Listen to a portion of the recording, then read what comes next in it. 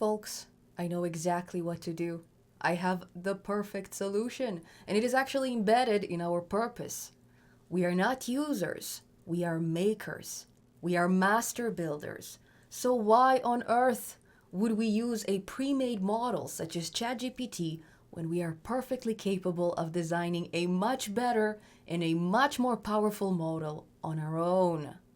Now, my solution is not very simple to implement, but not only does it solve this job loss problem we've discussed in a previous vlog, but it also makes us indispensable, as in no one will ever be able to replace us with anything. Now, imagine a future where each of us makes our very own custom AI model, one that is tailored to our needs, not to the needs of some company that is trying to satisfy millions of users who have millions of different problems, where in most cases, those problems are absolutely irrelevant to us. So yeah, it sounds very fancy and it sounds very impressive, but there is a fundamental flaw. Those type of models know a little bit about everything, while our creation will be so much more powerful because it will know everything about a little bit. So we will decide on the type of data our model will be exposed to. We will decide on the type of tasks it will be capable of performing. We will decide on the algorithms. We will optimize it. We will shape it. We will nourish it to the point that no one, not even in a million years, will be able to replicate it or compete with us. Now, the reason why they won't be able to do so is because only you know what you need. Only you know your abilities, your strengths, your weaknesses, your interests, the daily tasks you are facing with. And that's why only you are capable of enhancing yourself. Now, a system that is designed with such a large variety of unique components, of proprietary components, is a system that can never be centralized. Our models, they will carry our unique qualities. And yes, they will also carry our biases. And while I may have a specific bias, let's say I'm a very big fan of Python and I will prioritize it anytime, somebody else may have a completely different bias. They're big fans of C++, so they'll even do some machine learning with C++.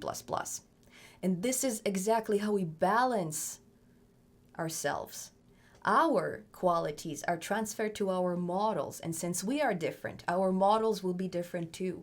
And this, my friends, this is the revolution that everyone is talking about. But it is not a revolution that we silently embrace. No, it's a revolution that we actively control. And this is checkmate. So my task from now on is to provide you with a template of such a model, and then it's up to you to customize it. You can then pick and choose the type of components that your model will have. So for example, if you're a graphic designer, your model will have some computer vision components. If you are a marketing expert, your model will probably have some natural language processing components, and so on and so on. Now, you already know me. I'm not just going to provide you this template as a piece of code that you copy, paste, look inside, and oh my God, what is this? I have no means of understanding it. No, I will explain everything step by step. And not just the how, but also the why. Why do we need a loss function? Why do we need a learning rate? Why does it need to be small?